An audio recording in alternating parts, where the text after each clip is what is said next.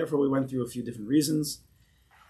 And piggybacking, I would say, I don't want to blame anything on the Chovos HaLevavos if we're wrong, but we're trying to, of course, speak the emes. But piggybacking off of some of the reasons of the Chovos HaLevavos, we then went into understanding this world in terms of schar of mitzvahs and discussing aspects of olam haba in this world. So just to refresh our memories, because we're going to go to, I would call it like a part 3 almost, if we were putting this down in an organized way. We mentioned about the schar mitzvah, right? That's where olam haba is basically coming from the schar of the mitzvahs, right? How much you expand the concept of a mitzvah. If you're limited to 613, or if you add branches, or if you add even more, depending on your limudim and your understanding. Olam haba comes basically to some degree from that world of mitzvahs. And we were talking about, there's a few mamari chazal that we have to deal with. Like one is schar mitzvah b'hai al maleka. The reward for mitzvahs in this world, there is none. So how do we deal with the schar that's mentioned in the Torah, right? So we discussed that maybe we are misunderstanding. It could be that a person who is a Bal Gashmi, he sees schar in one way, but an Ish Panimi, someone who's at a deeper, someone who's more spiritually inclined, so he could see the depth of the schar of, right? Not to see it in a physical sense, but see it in a spiritual sense. We mentioned schar mitzvah, right? Mishnah Perkei Avos says, what's the schar of a mitzvah? What does Perkei Avos say? Schar mitzvah mitzvah. The schar, the reward of the mitzvah, is the mitzvah itself. So we learned one way, again, we'll just keep chazing over, it's important if these are new concepts. The most classic, basic way, I think, is what the Rambam says, and that is, the ultimate schar for mitzvahs is an olam haba. But to get there, you need to learn Torah, do mitzvahs, be a good person. To have the opportunity to learn and daven and do mitzvahs and have the wherewithal, mentally and emotionally, even zman and time to do that, you need to have parnasa, you need to have health, you need to have all of the good things in the physical world. And therefore the schar of the mitzvah, says the Rambam, is the opportunity to do another mitzvah. The schar of the mitzvah is rain, crops, health. But the point of that, all the point of the gashmius in this world, of course, there is some enjoyment, but the ultimate purpose of that schar is really to get you to do another mitzvah. And the ultimate purpose of doing all those mitzvahs is ultimately an olam haba. That's one way to learn schar mitzvah. Another way that we're delving into as we go into the depth here, the schar of the mitzvah is the mitzvah itself. When a person appreciates a mitzvah for what it is, this was I think 2 or 3 weeks ago, that every mitzvah is a dveikis to Kadosh Baruch Hu. Every mitzvah is an ability to connect to Kadosh Baruch Hu and ahavas Hashem. So therefore, if one would be able to do the mitzvahs properly, if we were zocha, then he would enjoy the mitzvah more than anything else. He wouldn't want a physical reward to take the place of the mitzvah being the reward. If a person's doing a mitzvah, thinking he's going to get paid in dollars, thinking because he does this mitzvah he's going to get paid in a business deal, he's going to get whatever it is outside of himself at some future time, then he's going to miss the mitzvah itself. Because he's doing the mitzvah, he's doing it physically, shaking a lulav, he's davening, but where's his head and where's his heart? On that reward, potentially. Right? What am I going to get for this? If I daven really well, then I can ask Hashem for money. Then I can ask him for the things that I want. So when you're doing the mitzvah, you're split. Your hands and a low-level head and heart are in the mitzvah, but your high-level head and heart, right? Where's your real motivation? Where's your kavanah? Where are you thinking? It's somewhere else, not here right now. However, if a person would understand a mitzvah and understand and drop the attention, the over attention, I don't know, the hyper-focused attention on the gashmias and on rewards, and a person could take his focused attention and put it on the mitzvah itself, knowing in the back of his head, trusting, remember this where big tachlim comes in, trusting that you will get rewarded for what you do. Don't worry. Right? Isn't that what bitachon is? Do the thing you need to do, but don't worry. People are always doing mitzvahs, worrying in the back of their mind. When am I going to get the schar? What schar am I going to get? How do I get the thing I want to get? Oh, I'll do the mitzvah to get the thing out. It's always about worrying about something else. Bitachon says, calm down. Trust in the Kadosh Baruch Hu that whatever you need, He'll take care of, and whatever you do in your world of mitzvahs, He will provide for you a benefit, a schar, whatever it may be. He'll give you a present. He'll give you the present. That's what you're saying? Yes. He'll give you the present, right? The present, the gift present is also the present moment.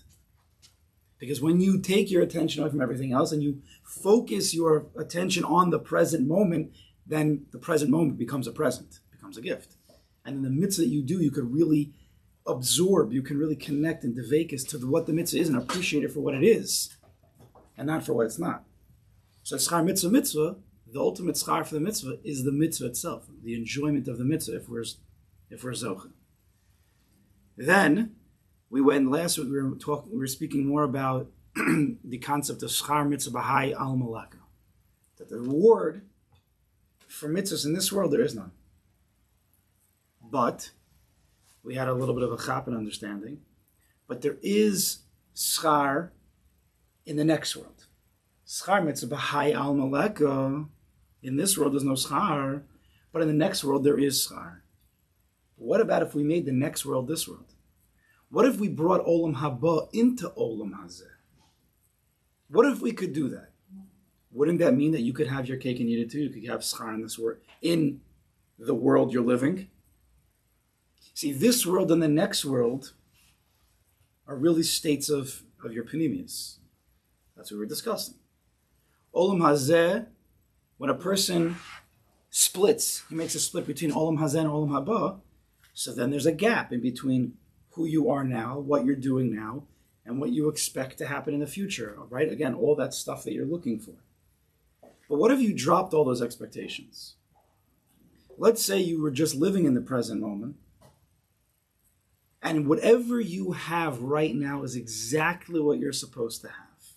Imagine that. Imagine a person could surrender to the moment he's in, which is bitachon in the Kadosh Baruch Hu. This moment is 100% exactly what I need. Could the next moment, could I get more? I could, but I'm not thinking about that. Right now I'm living in this moment because this is the moment that a Kadosh Baruch Hu wants me to be in. If you do that, so what did you do? Again, generally, it's me in this world, Olam Hazeh, and I want things outside of myself, which is called the Olam Haba, another world, outside of where I'm holding right now. Because if I had it, I wouldn't want it. So if I have these wants outside of what I have right now, so that's an Olam Haba. It's when I get to that world. Again, it doesn't mean after 120. It means when I get that money, I get that deal, I get that covered, whatever it is that you're looking for. But what happens if I say, listen, I trust the Kadosh Baruch Hu, and whatever He wants to give me, He's already gives me in this moment, and the next moment will be perfect also. But I'm not thinking about that right now. I'm surrendering to this moment.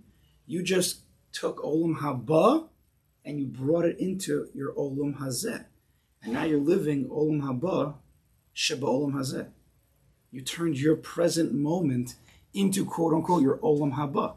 So schar mitzvah b'hai al malaka. There's no schar mitzvah in this world, but there's a schar mitzvah in the next world. And if you could turn your now, I want to say, you could turn your now into the next world by cutting ties with what you think is the next, well, then you just made the next now. You just made Olam Haba, Olam Hazeh. Right? Remember, Me'ein Olam Haba of Shabbos. Shabbos is that combination where you're living in the now, but you can make it something that's futuristic. You can make it something that, right? Kol melechtacha asuya. As long as there's work that needs to be done, you're never satisfied. You're never complete. Even though Shabbos is a time of rest, but in the back of people's minds, there's going to be a Monday.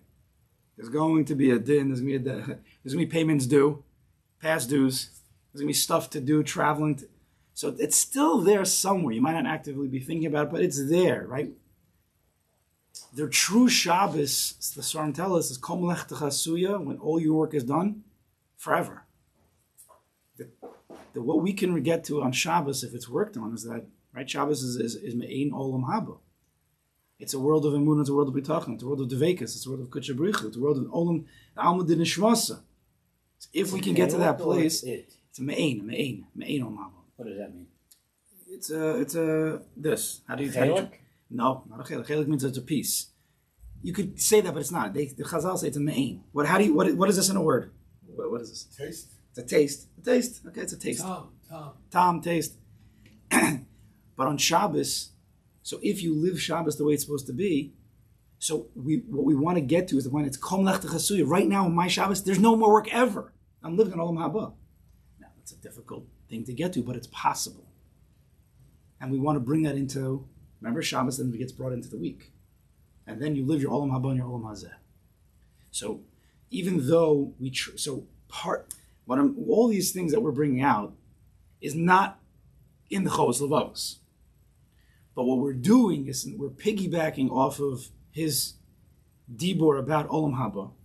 We're speaking about trust. And what we're doing is we're bringing another layer into this world that you can, with bitachon, you can bring Olam Haba into Olam Hazeh. And then you can have your cake and eat it too. You can have your schar now. You can have enjoyment now. All stress, anxiety, worry, doubt, fear, darkness, anger, that's all because you're not happy with the now. Very simple. If you were happy with the now, well, then you wouldn't be anxious, right? That stuff would be gone. That's a stira. So all of that stuff means you're living in a world where there's an Olam Hazeh and then there's an Olam Haba. And you're not fully trusting that you're going to receive what you need. Think about it, right?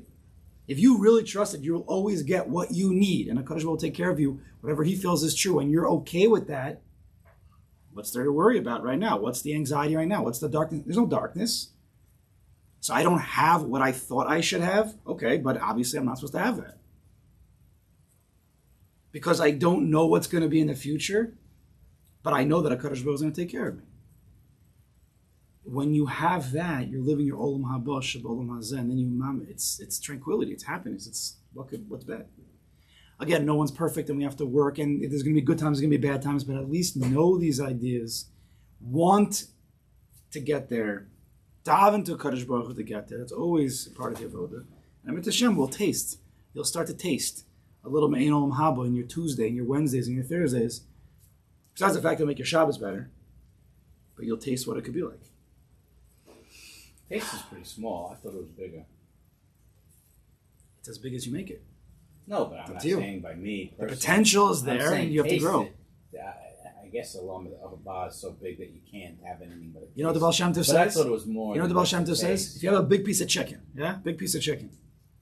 So how much do you need to bite into it to taste the chicken, right? The chicken has a yummy taste. Mommy made a delicious, delicious chicken. How much do you need to bite into it to taste the whole thing? One bite. You don't need to eat the whole chicken to taste the whole chicken. You just need one tiny bite, and you could taste the whole chicken. To eat it, you need the whole thing. But are we looking to eat everything or just to taste? I thought we got more than a taste, though. I thought maybe you did. Maybe you're living it. It's a show. Weiter. Now let's go page 190. Now we're going to go into. I thought it was a failure. For you it is. I told you. For you it is. Well, when you learn it wrong, you live it better. When you learn it wrong, you live it better. When you learn so it right. it's not really Chalik, but I learned exactly Chalik. the way you're supposed to learn it. So that's what I thought it was. So all this time, I know the Chazal. It's just downgraded. I know the Chazal that says Me'ein Olam Haba. If you have a Chazal that says it's a Chalik of Olam Haba, which there might be, just show it to me. I would love to see it. It's possible. I mean, I don't. No, I just said if you learn it wrong, maybe there is, maybe there isn't. But I'm saying, assuming there isn't, and you're right. If you learn it wrong, you have a little bit more enjoyment. Nah, Sheker is not going to make it. Can't. Well, it's just downgraded to a taste from a chalik. But do you know what a taste is? As I said, if you taste a piece of chicken, you might taste the whole thing. Yeah, but you know what a chalik is? That you're actually living it. It's a piece. I don't know. You can have a chalik and not taste it. I think tasting is there, you know? Okay. Yeah. What we said before. Yeah. If you bring the Olam Haba into Olam Hazeh, and we talked about living in the now, is it a mistake to think that you're now living in the now with part of the future? So you're both in the now and in the future, and if you're both in the now and in the future, then you're always thinking about that Monday, even in the now. There is no Monday. What do you mean? Well, there is no Monday. I mean, the future is now. The future. There's no. You're talking in Zman. In Zman, we live Sunday, Monday, Tuesday, Wednesday, Thursday. The concepts we're referring to is in the mind, right? So when I live in the now, there's no next moment. Not in a bad way. I'm living in this moment like it's everything. When you say the word, if there's a Monday, you're already thinking Monday. You're already not now. You know what I'm saying? when you said future, I thought you meant Olam Haba. I didn't think you meant Monday. I thought you meant Olam Haba. Bring Olam Haba into this world. Bring the future. You have to listen to world. last week's share because we really discussed I'm this. listening to that question that he's asking. So you're saying the Olam Haba is not really the future. It's making the Olam Haba your now. Yeah. Again, Olam Haba, what we're explaining here is not, it's not a Zman, it's not a time. If you make it time, which is the classic understanding, then there's going to be a lot of pain in your Olam Hazeh as you try to get to your Olam Haba, because there's this huge gap.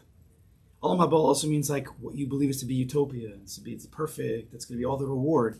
So right now I'm not living in the reward. Right now my life is, but it will be good. There's a lot of pain in that gap. But if we, right, you understand, if we could surrender to the now, it's not about Zman. The point is that there's no Zman. Right now is perfect. With bitachon. Then you're mamish living with it all. That's what we want to get to. Right, again, but I have to want, but I have to ask, but I have to. You see, there's a way to ask and want to grow, but it's always because a Kadosh Baruch Hu wants that for you. But it's when you want and you're not connecting to a Kadosh Baruch Hu's wants, then there's that gap. Then there's what I have, and then there's God somewhere out there, and maybe he'll give me what I want. But when you surrender, when you're mavata yourself, all these words, you have bitachon, you trust that a Kadosh Baruch Hu wants for you more than what you want, better than what you want even. So I could say what's in the siddur. I could ask for things that seem to be what I would want and what would be normal, but built off of bitachon.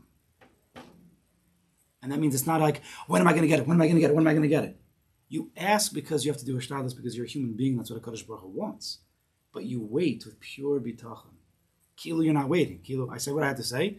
Whatever, that's it. You want to give me good. If not, I'm not going to think about it again.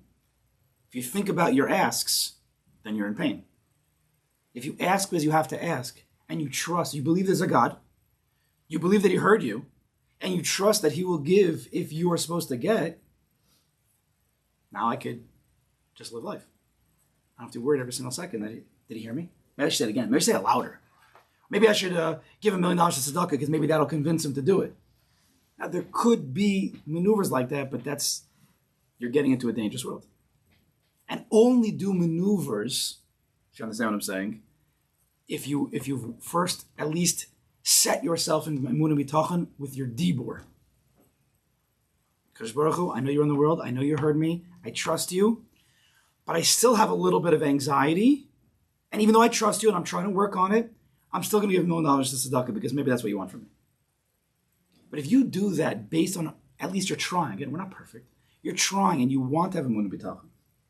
And you state that out loud so you don't trick yourself, that's okay. Just because we say, I have emunah and I trust you in Kadosh Baruch Hu, that doesn't mean all the anxiety in the words are just going to go away. We would like it to, but we're not there yet. So if you still have the anxiety, after you've worked on your emunah bitachon to the best of your ability in this moment, well then guess what you have to do next? It's called hishtadlus, right?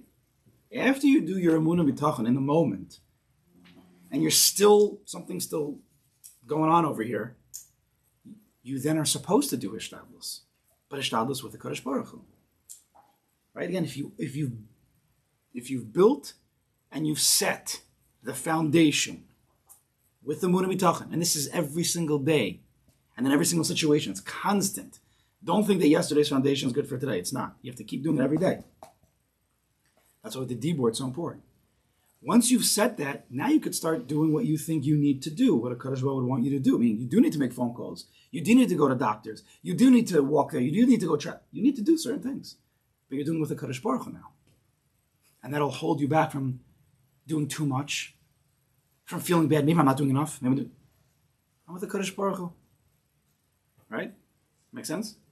This is bitachon. This is how the Chovos HaLevavos teaches. This is how it is. Very important. It's if you get it, it really works. What does it mean it really works? Real works doesn't mean you're going to get what you thought you wanted or what you expected. That's not what it means in the world of the Chavos Avos. You're going to get what you want because what you want is what a Kadosh Baruch Hu wants. That's what Bitachon does. And whatever is exactly what Hashem wants. So if you want what Hashem wants and Hashem wants what is now, well then your now is what you want and then you're happy. Make sense? It says, make your will his will. That's Mishnah Pirkei. That's I'm always basing it off that Mishnah Pirkei. Or as I've said, if you want what you have, what do you have? You have what God gave you. What do you have right now? This moment. This moment is a culmination of not just 10, 20, 30, 40, 50 years, however old we are. It's 5,784 years. This moment that I'm in. It's a culmination of 5,784 years of stuff that the Kadosh Baruch Hu is running.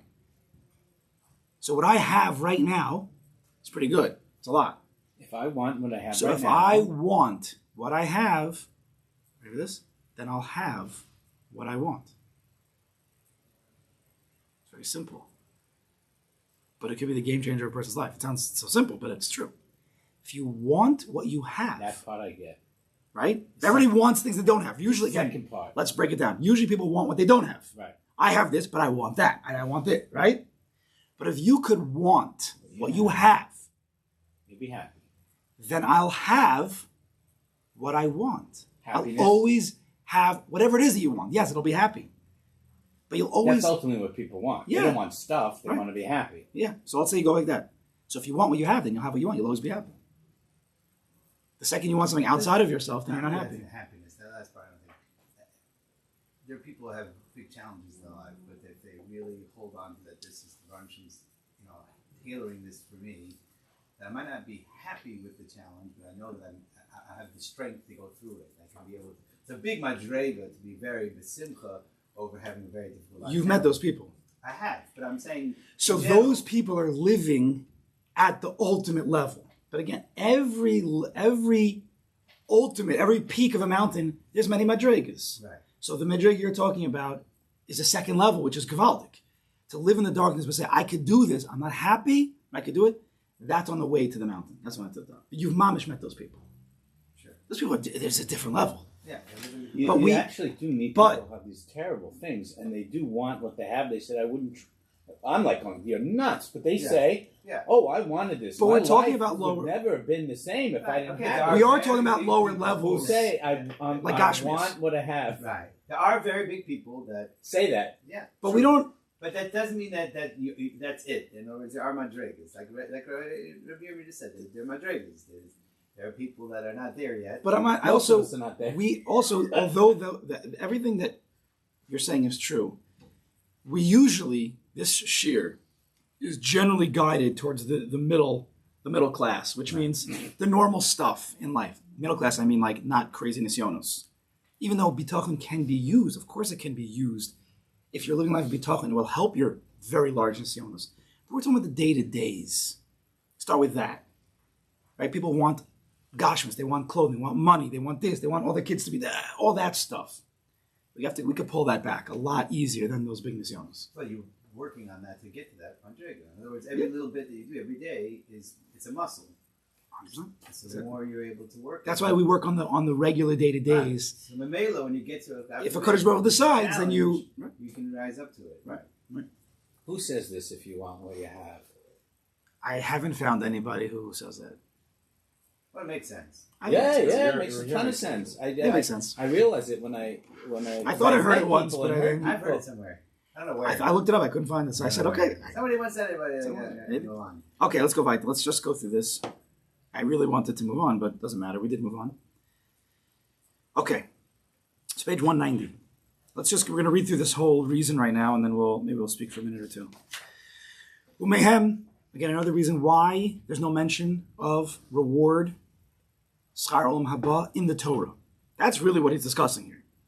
We're just piggybacking off of this and learning some deep things about this world. Umehem ki ha'maaseh hatov mischalik l'shnei chalakim, Imenu nister in mashkef lavzulas abore kechovos halavovos v'hadom alahem, umimenu nira al ha'ivarim, inenu nister min abruim v'heim mitzvos haniros al ha'ivarim. Another reason why there's no mention of the reward of the world to come in the Torah, the good deeds of a person can be divided into two major categories. Number one, those that are hidden so that no one other than the Creator can see. There are certain mitzvahs like tzedakah that no one sees. However, what he's discussing here is such as the duties of the heart. Avos Hashem, Yiras Hashem, Dveikis B'Hashem. It could be sinah, right? Lo sisna asachicha bilvavecha. Don't hate people in your heart. Who knows about that? Only Kadosh Baruch Hu. So the mitzvahs that no one else knows about, Kadosh Baruch Hu. And two, mitzvahs that are revealed on the limbs, on the Ivarim, that people could see. These are mitzvahs that are not hidden from other people, mitzvahs that are performed with the limbs and, as such, can be openly deserved. V'abori yizbarach gomel, ala ma'isa hanir ala Ivarim b'gemul nire, b'olam hazeh. V'gomel ala ma'isa hatzafan v'hanister, b'gemul nister, v'hu b'gemul ha'olam haba. The Creator, may He be blessed, rewards us for the mitzvahs that are revealed on the limbs, the revealed mitzvahs, with revealed reward in this world. While for the mitzvahs that are hidden and performed in private, He rewards us with hidden reward, namely the reward of the world to come. Okay, we're just going to read through this. Everything he's saying, of course, is true, but we've already gone into deeper layers, and we'll see in a minute what I mean. But let's keep going. 191. V'alkein zecharo David olav Hashem b'mila shemor al inyan k'mo she'amar marav tuvcha asher tzofanta lirei'echa. Therefore, David HaMelech, of blessed memory, referred to the world to come with a word that teaches us this matter, as he said, how abundant is your goodness that you have hidden for those who fear you. The word tzofanta, tzofan, piece of matzah that we hide away to the end, is a remes to Olam Haba. That's what safanta, safan, is hidden. It's in yesterday's parsha. It's in yesterday's parsha. The names. I just heard a share from Rabbi Gladstein, who there's Tzafon, Tzafona, and he said this represents the. Do you know one of the mitzvahs? Do you know one of the ways? It's a I don't think it's a Chazal word. I might be making it up right now, but I think it's right. There's a word that's used to talk about thinking. I think it's called matspun. Does that make sense to you? You ever heard that word? I don't know why I'm thinking matspun. There's a sefer called. Anyway, it's referring to thinking. It's something that you can't see. Something that's deeper. You can't see what I'm thinking. I can't see what you're thinking. Unless you tell me. Well, when you tell me, I know what you're thinking. You don't have to say. You reveal it. You can say it on the face. You reveal it all. I know. We know. Everyone knows what you think, Dave. David HaMelech. V'chein. Yeah. Similarly, the manner in which God's punishment is administered is that sometimes it is revealed and other times it's concealed from us, depending on the nature of the sin, as is the case with the manner in which the reward is administered. So there's revealed and there's hidden. Let's keep going. The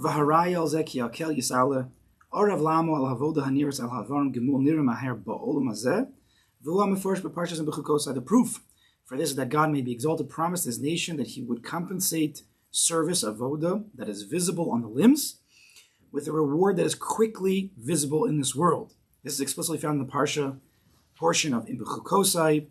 If in my mitzvahs you walk, Imbechukosai telechu, Vetz mismosai tishmoru.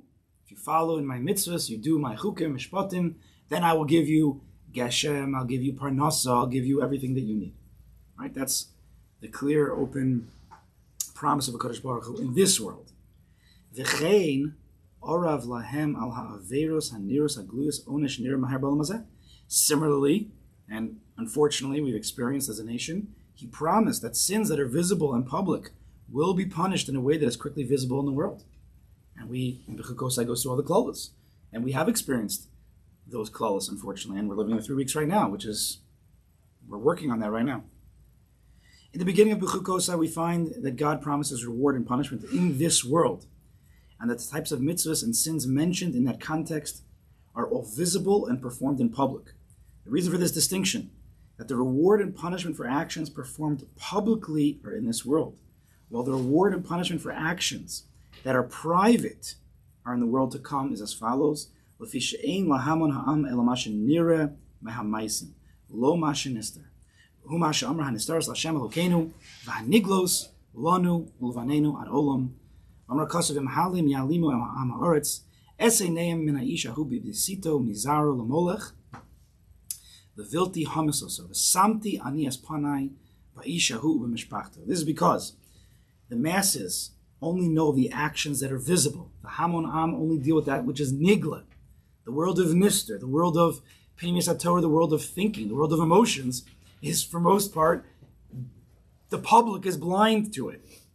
We've discussed a lot about that in this year. Most people don't even know their own motivations for what they're doing, because motivations are Pnimius, actions are Chitzonius, right? How many people do things that they think they're doing good, they think they're doing good things, when in fact, it's really rishus. It happens all the time, because they don't know the Pnimius. This is because the masses only know the actions that are visible, and they do not know the actions that are concealed. This is what the Torah means when it says, the hidden things belong to the Lord our God, but the revealed things are for us and our children forever. But if the people of the land ignore that man when he gives his offspring to the Molech, right, that's the Avodah Zarah, where you send children to death in fire, or just walking through fire, they don't actually die. There's fire on both sides and they walk through a path. Either way, it's an Avodah Zarah, and they do not put him to death. I will set my attention upon that man and upon his family. Hashem says, I'll take care of it. So let's just finish off here. The rewards and punishments in the portion of B'chukosai are for the Jewish people as a whole. All Jews are responsible for one another, and as such, they are rewarded and punished as a whole, but they can only be held responsible for the deeds and misdeeds of which they are aware and for which they could have reproved their fellow Jews. And to finish off the section, Ach, ha'avodos v'haveres hatzefunos ba'lev din gemulam al bori yizbarach b'olam hazeh u ba'olam haba.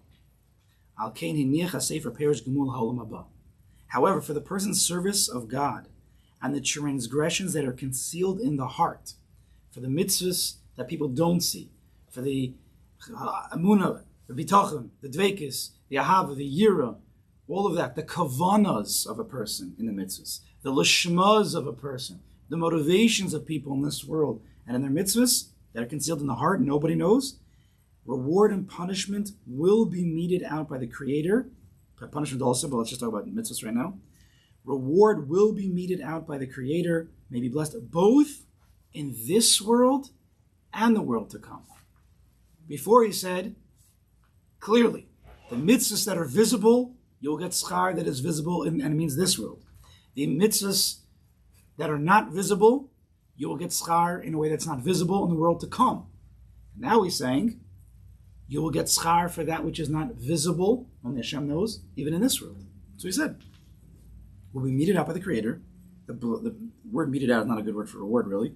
Will be given out, whatever, both in this world and in the world to come. It is for this reason that the Torah refrained from explicitly stating the reward of the world to come. Again, his point is, why did the Torah not mention the schar of Olam Haba? It's because it's hidden. Fine. But what does he mean over here? So what is the schar that's not visible? So you could say, well, money will come into my bank account and no one will know about it. That's not really what it means. Schar mitzvah is a mitzvah. So we've already discussed level 1, the Rambam, that the schar mitzvah is to do more mitzvahs to get that schar in Olam Haba. Level 1.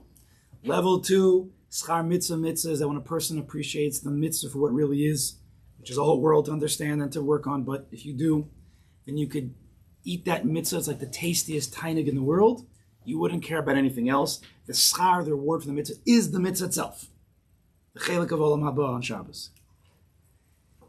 But now there's a third level. Chazal tell us, I think the Ramban brings it down in Devarim by Shiluch HaKain. And the Chazal say, mitzvahs, I don't remember the exact quote, mitzvahs are litzaref es ha'adam. Litzaref. You know what that word litzaref is? Burn. Bound. What's streifa? Streifa. Sreifa. This is tzaref with a tzaddik. Like litzaref. He's saying litzaref. He's saying, he's piggybacking off the remez, saref. So the way that I think is understood is that it refines. It's a word of refining. You refine gold is a word litzaref. Right? You're taking out all the impurities to make the gold shine, to make it precious. What was the context here? Mitzvahs are litzaref es ha'adam. Mitzvahs come to refine a person. So we're not talking about the schar of the mitzvah in Olam Haba. We're not talking about, that's also true. And we're not talking about the mitzvah that you're tasting is so delicious. That's also true. The mitzvahs are created. And if we'd understand the pnimis of the mitzvah, every single mitzvah, and we're not limited to the 613, there's many, many branches and branches. Everything is coming to help man become better. To refine us. To refine us. For example, when Taivas Mammon, is that good or bad? To run after money like it's, to run after too much. Not good. Taivas Mammon, right? But we have a mitzvah, I'm just giving you an example. You have to give tzedakah. You have to give meiser. You have to spend money on a lulav and esrog. You have to spend money on Shabbos.